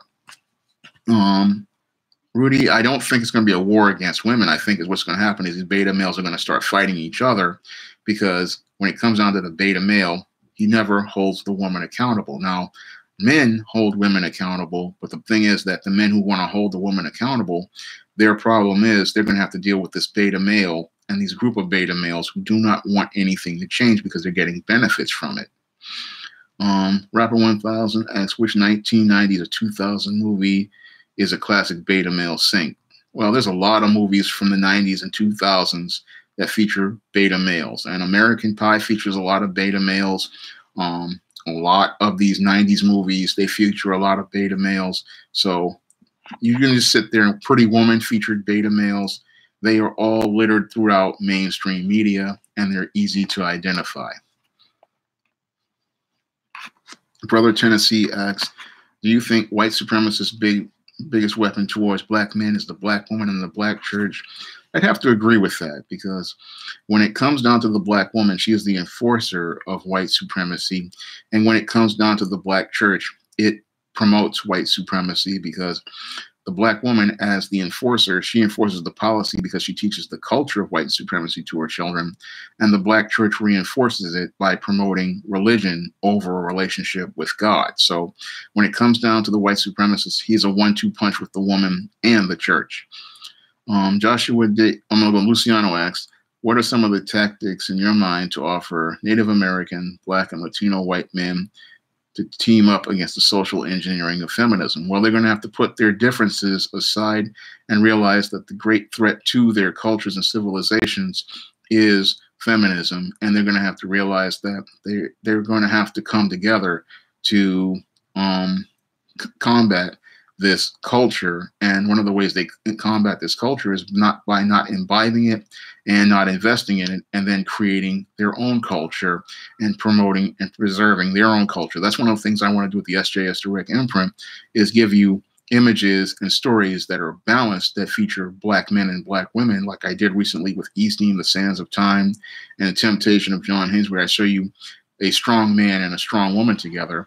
And that's one of the ways you combat feminism, is by teaching that culture and then promoting that culture instead of having your kids imbibe mainstream media.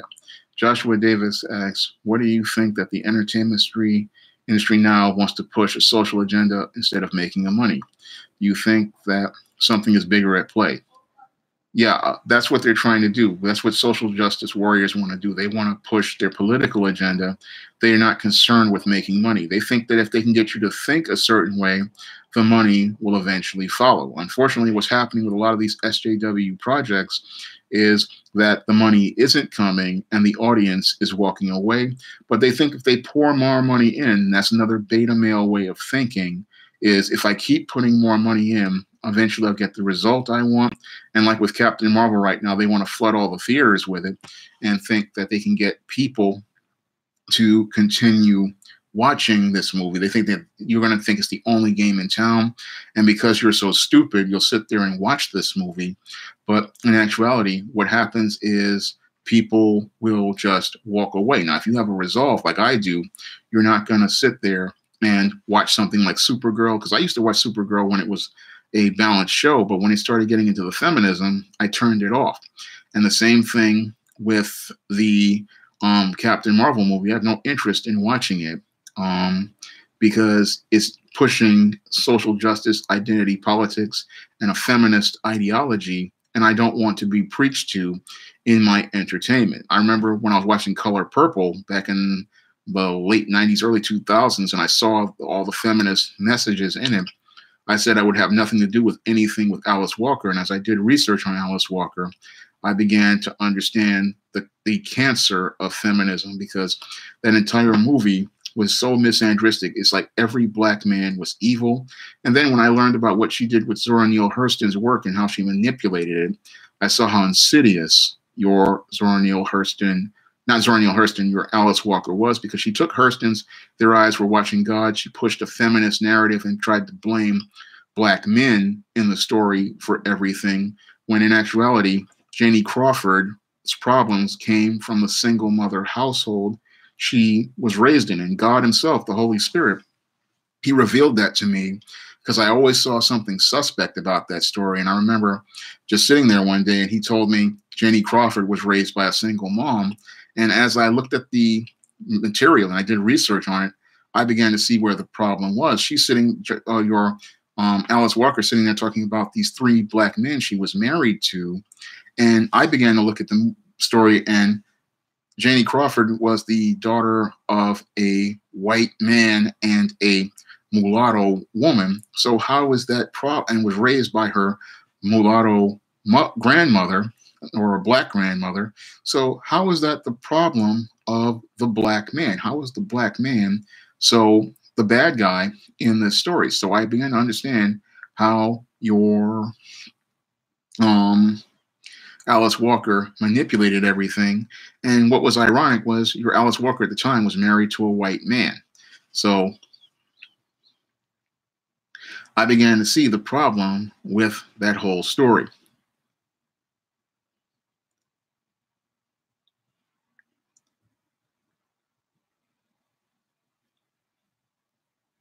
Yeah, I see what they're doing, trying to do to Alita. They're trying to smear it. The feminists want you to buy into their identity politics, so they want to smear anything that is a counterpoint or does not fit their narrative. I see that Spirit Yasugi. I see that. And yeah, with Black Lightning, I can't watch it anymore because the show is gynocentric. I try to watch it, but after I saw the second episode where Jefferson Pierce lost his job and then they put this beta white male in there, I could see what they were trying to do. Yeah, I'm looking for. Frank asked me if I'm looking for balance in my shows because whenever you have media, you want to see healthy models of womanhood and you want to see healthy models of manhood. And when I would write fiction like Easting, The Sands of Time, or Temptation of John Haynes, or Man Who Rules the World, what I would do is I would understand that people are reading these stories and they're going to get inspired by these stories. So I want to give people healthy, balanced images of men and women, and I want to show you balance because in a balanced show, you're going to learn about the traditional male role and you're going to learn about the female role. And I remember when I was writing the novel Spellbound, I wanted to show the Matilda Crowley character. She came from a two-parent household with a black mother and a white father, but I wanted to show how the family dynamics worked. I wanted to show you, balanced relationships, healthy relationships, and I wanted to show you how a father is in the home and what he does and contributes to the home and what the mother does. And in Legendary Mad Matilda, I show the mother's role in preparing a woman for womanhood, and the thetas, I show it as well. So these roles in family, we're not seeing them in mainstream media because oftentimes they want to push this feminist and gynocentric platform where we see men as not having value, men not having worth, but men are extremely important in the family. And that's how we get balanced relationships and healthy relationships and how healthy people, go out here. Yeah, I couldn't even get through the entire She-Ra reboot D Woodward because it was just so bad. I mean, that She-Ra, it was just so feminist. It was unwatchable. I wanted to get through it, but I got disgusted by it because I'll try to finish watching it, but the whole thing is they have it where everybody's a princess, and that's not how royalty works. In a princess situation, it's one person, and the reason why She-Ra was the princess of power is because Adora was the sister of Adam, and they were the daughters of King Randor, and I can't remember the queen's name, but that's how she's the princess of power, and that's what makes her being the princess of power special. But the SJWs, they wanted to make everybody a princess, and that made the whole thing dysfunctional. And then they threw in, oh yeah, Cream Marlene. It's been years since I watched that show, but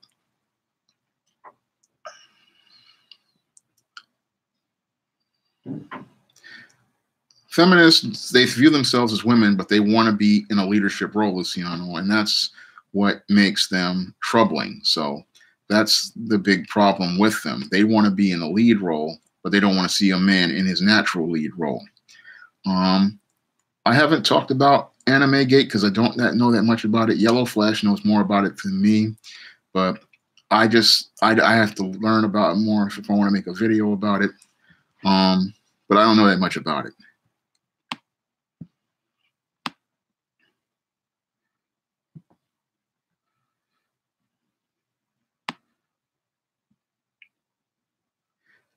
Well, the Green New Deal, Jay Greenspan, is just a scam. It's Alexandria Ocasio-Cortez coming up with really dumb ideas, and she just needs to be roasted on it. I'm going to take a look at Titans soon. I just need to get some time together. Right now, I'm right in the middle of editing John Haynes, The Man Who Has Nothing to Lose, and I'm working on some other projects. I'm trying to get a new ISIS story started because I have to get the 2020 books ready. I have the 2019s finished. And yeah, I watched Shazam and ISIS. I watched them on YouTube. They came out before I was a kid, but I thought they were okay. Joanna Cameron, she did a good job as ISIS, but I like the SJS Direct ISIS more. Yeah, Blackish has a lot of gynocentrism, and it has a lot of this Anthony Anderson. He's just a complete beta. So that show is a mess, and I just don't even bother with it. Black men having the tightest standards of masculinity. The ones that have fathers in their life, they have a tight standard of masculinity, but we need more men to come out here to establish a standard, because that's how we take our community back.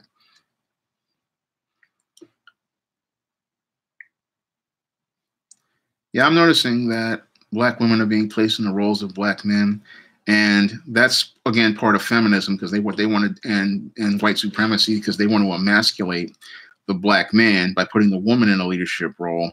But she has always been in that kind of role because she's the enforcer of white supremacy, and they do that again because they want to emasculate the Black man and show that he's a weak man, and that's how they take our power away from men, by putting them in our role.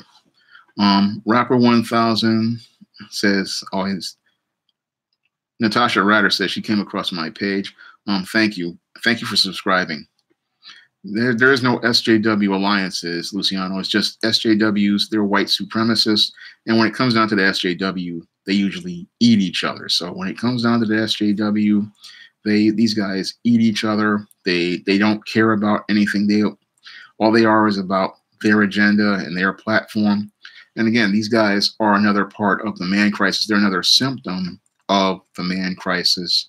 And these SJWs, again, it's all about them having gynocentric power. And a lot of these beta males, they go along because they think that having a female in charge is going to benefit them. But what happens is they wind up falling completely apart, because these guys don't understand that without men to build and maintain civilizations just don't stay up.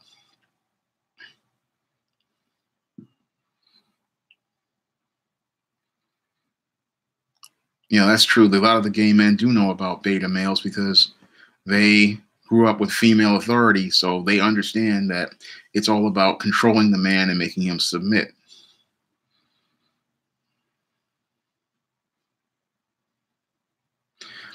Well, racism became less prioritized, Luciano, because a lot of Black leaders, they just didn't keep it on as an issue. A lot of these Black leaders, what they did was they started buying into feminism and this thing because they were bought off. So they don't want to talk about race issues unless there's a way for them to make money off it.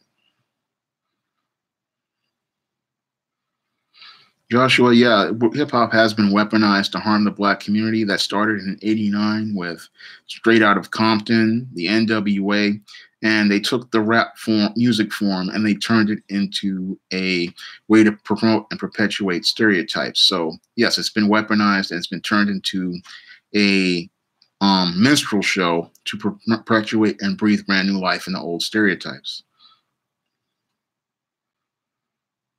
Going to get ready to wrap up the stream in a couple of minutes because it's midnight here in New York. So I'm going to get ready to wrap up the stream in about 5 or 10 minutes. So if you have any more questions, you can. Yeah, I remember when you said Tupac was goth, but he's just a beta. He's nowhere near goth. He's just a little bit of a beta male.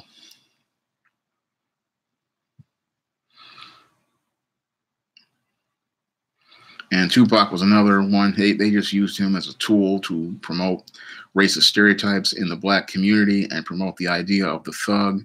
And he's a product of single mother household, just like Brother Tennessee said. Hip hop has become from the single mother household. But the original roots of hip hop, those came from black men, and it came from black men who had fathers in their lives, who were leaders. And if you listen to old 80s rap music, early 80s, late 70s rap music, it was all about black musicians who wanted to create a positive image of black people, and they wanted to use rap to talk about the things going on in the community, but also talk about ways to improve things in the community and the quality of life. But it was co-opted in the late 80s by white liberals who wanted to go out here and create this stereotype, which is a fusion of the coon and the brute, because that's what the thug is. He's a fusion of coon and brute. So they wanted to breathe brand new life into their old stereotypes about black people. My favorite rappers are Rakim, Kid and Play, Cool G Rap, Big Daddy Kane, a lot of older rap acts, a lot of old school, because I grew up with a lot of really good rap music back in the day. It didn't get bad until the NWA came around in '89, but even then you had Tribe Called Quest and many others still producing a lot of art. And then by the mid-'90s, we just got all gangster and it just fell apart.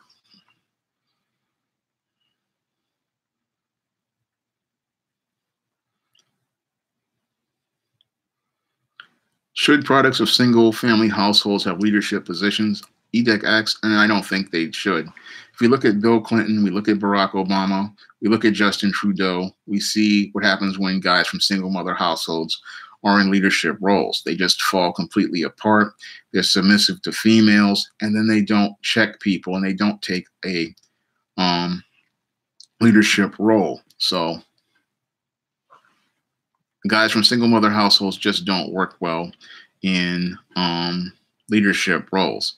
I'm going to get ready to wrap up the stream right now. If you want to pick up The Man Crisis, you may do so by going to Amazon.com.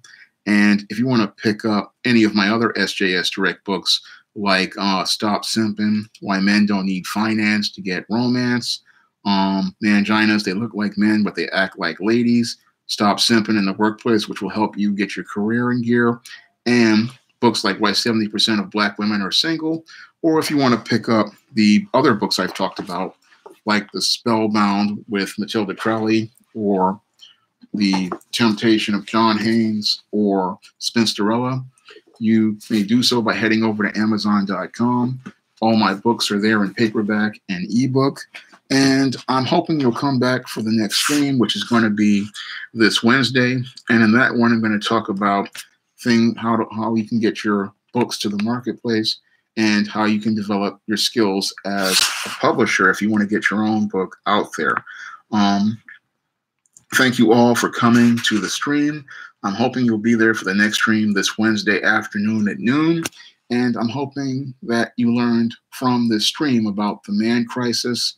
And answer Cohen asks why men don't need finance. It's about stopping a man learning not to be a simp and learning not to be submissive.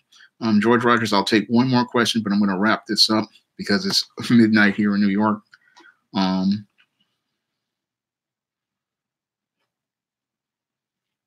Okay, what's your question?